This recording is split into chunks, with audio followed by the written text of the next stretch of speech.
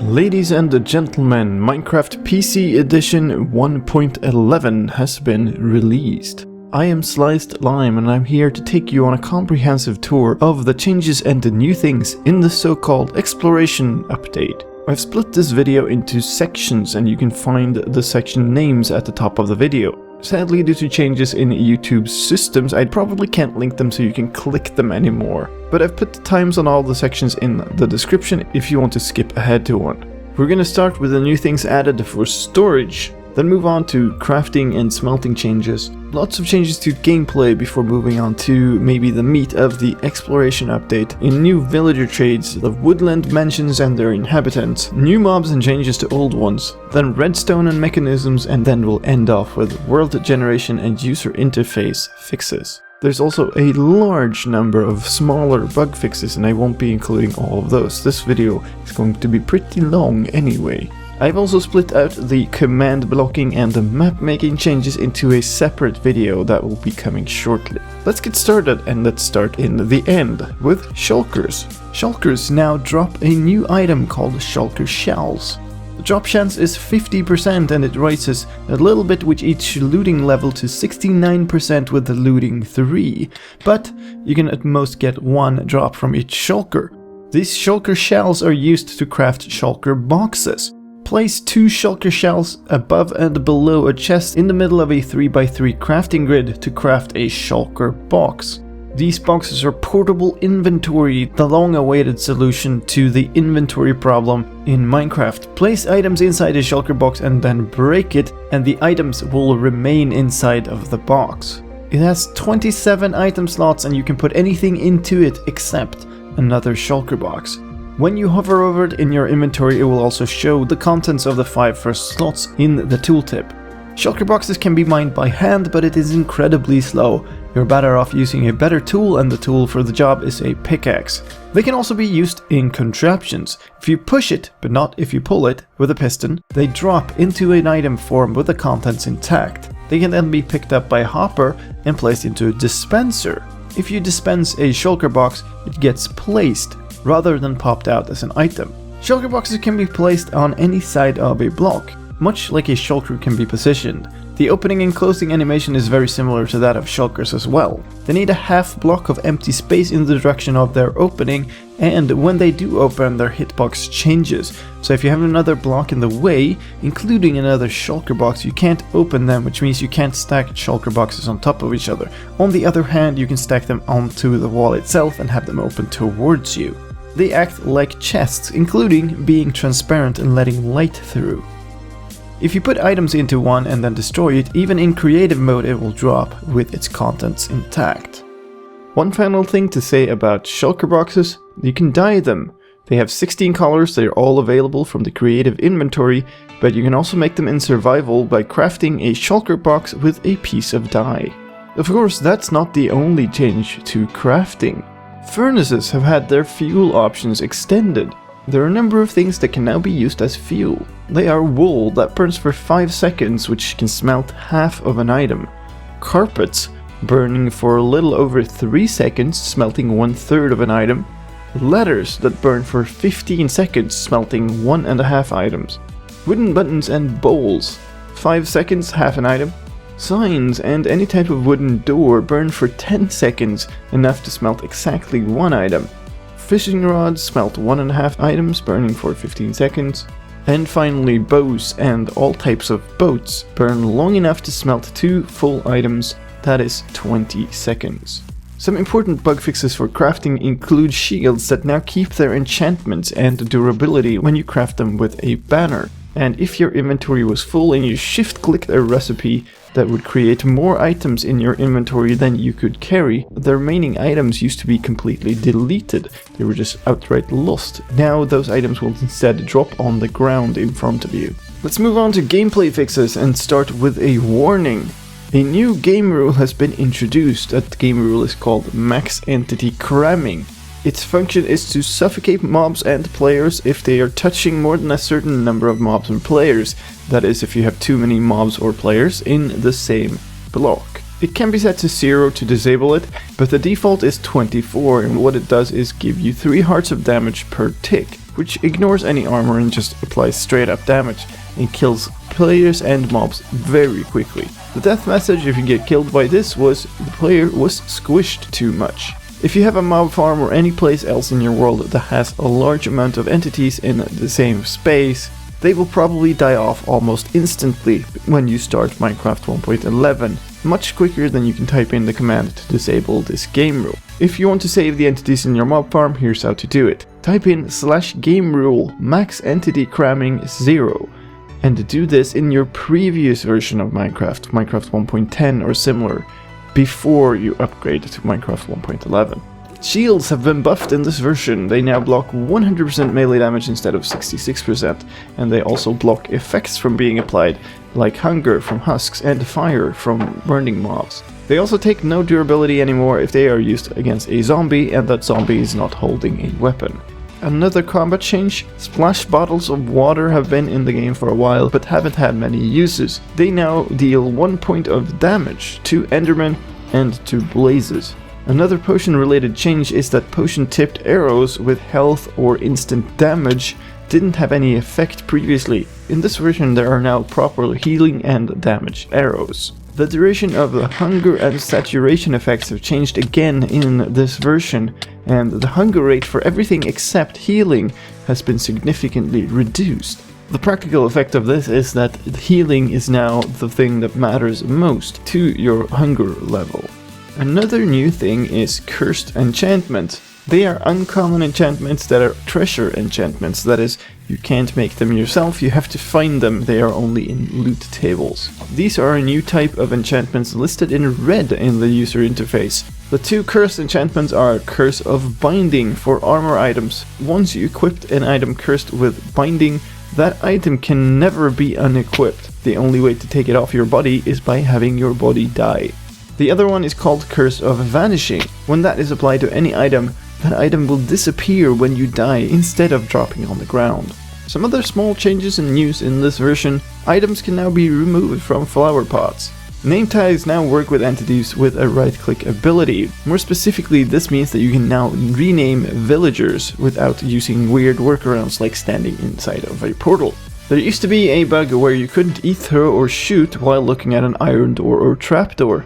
This has been fixed, and the significance of this is that most of the common designs for automated AFK fishing stations will no longer work in this version. However, there are updated designs. I have a few of them on my channel, so feel free to go and take a look at those.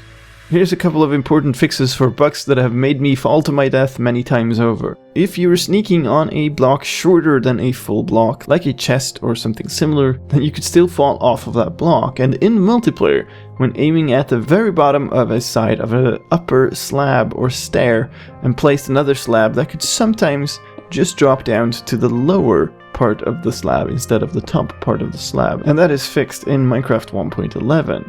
Explosions have changed as well. The force applied to non-living entities now take power, distance, and obstacles into account.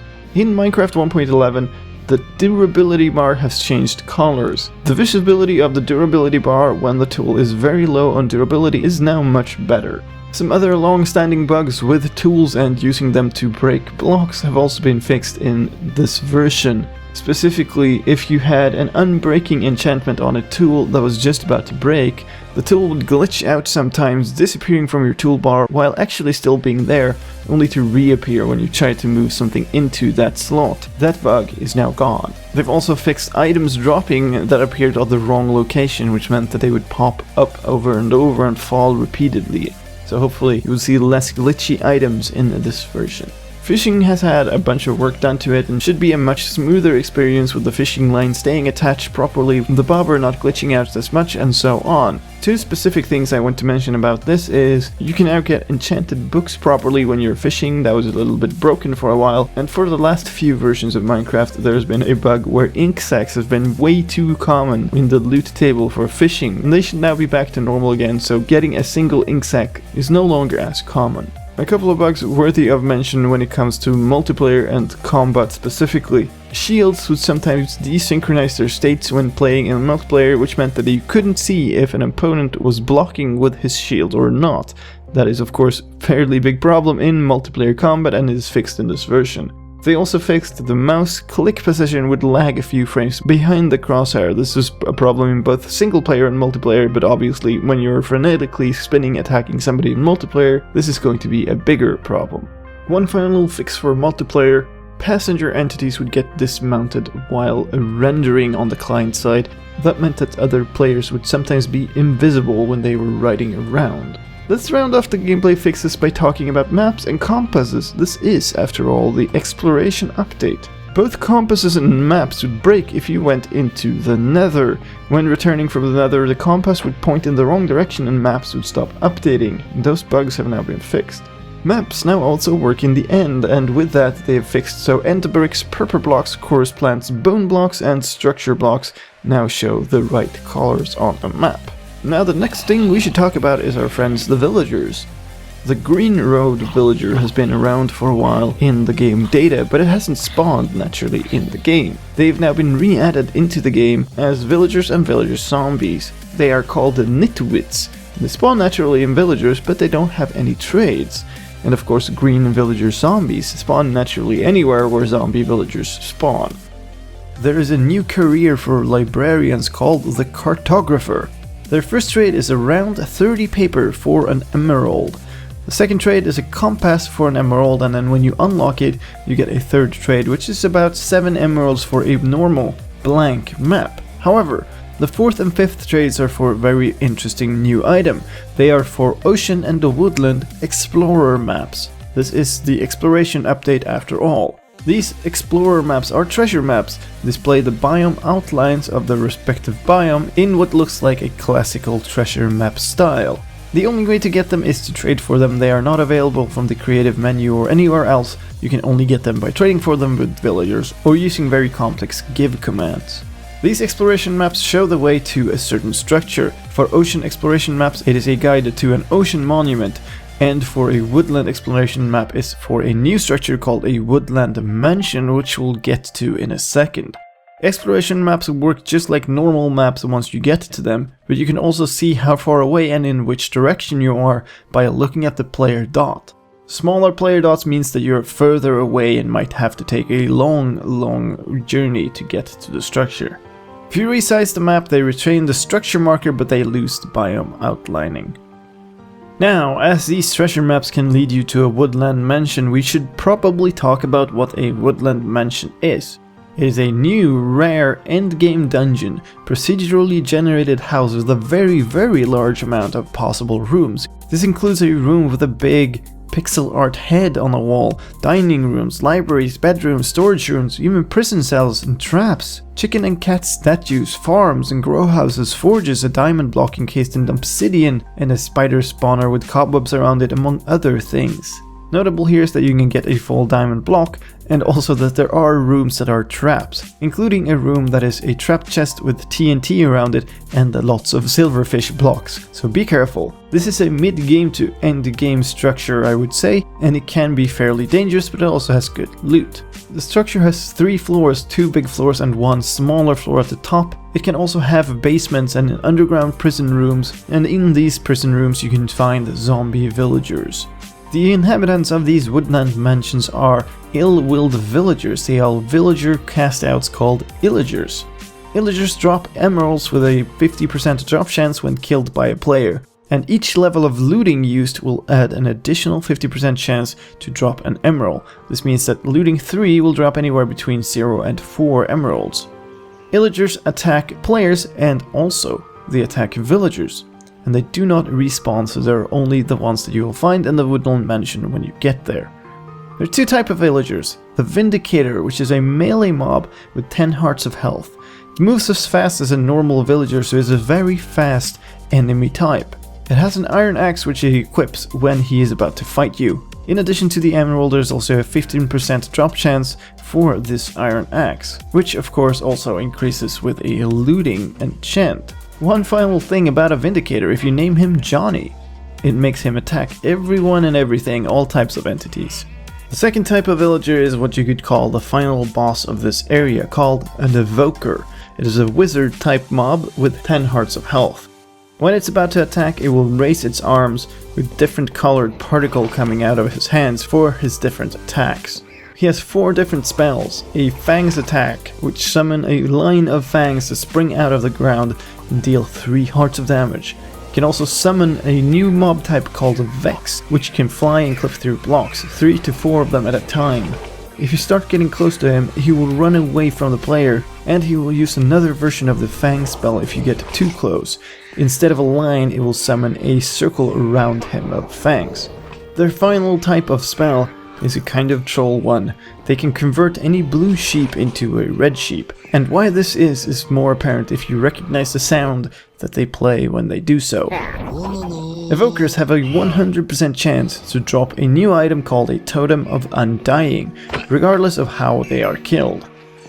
The Totem of Undying has one function: it brings you back from the brink of death when you hold it in your hand, which is to say it prevents a killing blow from actually killing you. This works whatever the cause of death except void damage or the /kill command. When the totem saves you, you lose all of your effects, but you gain 4 hearts of absorption and 45 seconds of regeneration. When this happens, it plays an animation with a lot of green particles around you, and a totem item is shown across the screen. The item actually prevents the death, so your death statistic does not increase. The items don't stack, so you can only hold 1 in each hand at a time, and they even work on mobs if they manage to pick one up. I mentioned before that evokers summon a new mob type called the Vex. The Vexes are flying or floating mobs. They can phase through walls, through blocks, and they wield an iron sword. If you put armor on them through commands, they don't show them. A Vex has 7 hearts of health, and they go red when they're about to attack. How heavy they hit depends on difficulty, 1.5 hearts for easy, all the way up to 6 hearts for hard. Vexes also have a life ticker. They take damage and die off over time. Regardless of how they are killed, they never drop any loot. That was all of the new exciting things in the Woodland Mansion. There is, however, one more added mob in this update. They are llamas. Llamas are a new pack animal. They are tameable and can be ridden, but they cannot be steered. You can put chests on them, and they have a unique attribute called the strength. And depending on their strength, they have a different amount of item slots when carrying a chest. The number of slots goes from 0 to 15 item slots. You can also put a carpet on them like a saddle. Each color of a carpet produces a unique design. Llamas have an attack as well. They have a spitting attack that does 1 damage. They are generally neutral, but if you attack it, they will attack you once back. Wolves are afraid of llamas. Wolves run away like skeletons run from wolves. And any llama that is not a part of a caravan will behave aggressively towards wolves and attack them on sight. So what was that about a caravan? If you lead a llama, other llamas nearby will try to line up and follow that llama, which means that you can form a caravan of llamas carrying chests. There are 4 variants of them: creamy, white, brown, and grey. If you kill a llama, you get 0 to 2 leather, or more if you have a looting enchant. They can be fed wheat or hay bales to grow up quicker, and you can also breed them. Let's talk a bit about other changes to mobs. Squids were spawning in lava. They probably didn't have the best of times there, and so they no longer do. Animals wouldn't run away when they were on fire. That behavior is now back again. Chickens, their necks had no texture at all. Now they have a texture. Let's also talk about the hostile mobs. Creepers have a new and interesting effect in Minecraft 1.11. If a creeper has been inflicted with a potion effect and then explode, they leave a lingering cloud with that effect on it. Lightning storms, they now attract fewer skeleton horses. The chance of getting a skeleton horse trap is 1/5 as likely, 20% as likely as it used to be. A few fixes for the ocean enemies as well. Elder Guardians now drop wet sponge instead of dry sponge, which kind of makes sense, doesn't it? And killing guardians with the lava will now make them drop cooked fish instead of raw fish. In the snapshots for Minecraft 1.10, we got a whole bunch of new spawn eggs for the new mob types. However, when 1.10 was actually released, those spawn eggs were gone because of bugs. But now those bugs have been fixed and all of the spawn eggs are back in the game. That means you can now spawn husks, strays, elder guardians and so on with a unique spawn egg. Spawn eggs are also now sorted by mob name in the creative inventory. Let's move on to talking about redstone and contraptions. items moving through blocks have changed again, and that means, yes, that your item elevators are once again probably going to be broken. The good news, however, is that dropper-based item elevators are now extremely simple. Just put a dropper facing upwards into a block and that is guaranteed to work. Items also move at a much slower pace than before, so you no longer need a water braking system at the top. Another important one to mention is that pistons warping entities too much has been fixed in this version. This is commonly being called the translocation bug, and it's been around the last few versions of Minecraft. What this means is you can no longer be pulled straight through a piston, something commonly used in movement systems and elevators. The one big new redstone feature in this version is the observer block. It has been ported in from Minecraft Pocket Edition that had it for a while, and it is a block update detector block. Whenever a block is updated and changed in any way in front of an observer block, the observer fires a 1 redstone tick signal at 15 strength out of the back. Front of the observer looks like a frowny face, and the back has a circular output. It is crafted with cobblestone, redstone, and quartz. You place it like a piston, but unlike a piston, the output ends up towards you. Do note that even if this was a port in from Minecraft Pocket Edition, the redstone systems are different, which means that they will behave slightly differently. The tool to break it is a pickaxe. It does block light, but it behaves like a transparent block when it comes to redstone. Let's talk about a few new things and a few bug fixes with world generation. In the end, if you're going hunting for the new Shulker Shells, there are now portals generated, end gateways, and random intervals. All of these end gateways in the outer rim will bring you back to the spawn platform on the original island. That is the same place that you end up when you first take the end portal. In the overworld, a terrain generation error meant that Mesa Bryce pillars had a bunch of stone in them above ground. Look how beautiful they are in Minecraft 1.11. For our final section, we're going to talk a little bit about the user interface. Chat warnings like "you can only sleep at night" now appear in the status bar. That is a text bar above your XP bar. If you click on the bed where you're not right beside it, it also shows a new message. You may not rest now, the bed is too far away, instead of plain just not working, which is nice. In this version, when you're riding a boat or a minecart, you will now keep your hunger bar as well. Another change to the chat is that your chat messages can now be longer. They can be up to 256 characters long, when in previous versions of Minecraft they could only be 100 characters long. Finally, some menu fixes. The done and reset keys button have switched places on the controls screen. This is for consistency, but make sure that you pay attention if you rebind your keys in Minecraft 1.11 so you don't accidentally reset them. And that was the end of our rundown of changes for Minecraft 1.11. If you want to know changes for map making, command blocking, resource packs and so on, keep an eye out for a coming video very soon on this channel. And if you want to know every single little detail, then I will refer you to my snapshot videos. They go through every little change that has gone into this version, and they are available in the Minecraft News playlist. With that said, thank you for watching. I hope you found this useful, and if you did, please help me out in return and leave a like on the video. If you want to stay up to date with coming changes to Minecraft, then please subscribe to the channel where I post update videos for every new version or snapshot that is released. And that is all. My name is slicedlime, take care, and I'll see you in another video.